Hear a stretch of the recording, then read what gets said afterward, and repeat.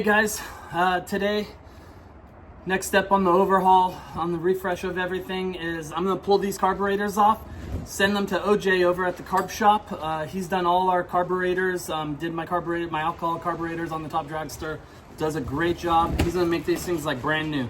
We're gonna powder coat them, new power valves, floats, gaskets, you name it, go through them. Just he works his magic on them, and they're gonna be bitchin'. These are 750 Holleys, and hopefully they'll come back brand new because these things are pretty tore up.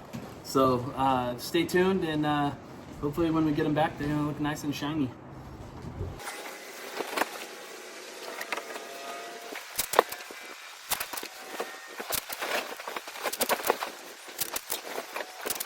Another step to this refresh is updating all the hoses, fuel lines, water lines. We're gonna go with all the new black nylon, all black fittings.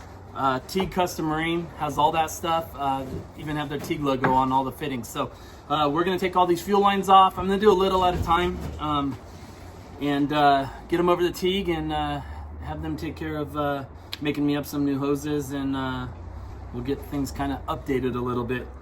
This reminds me of 1999 right here.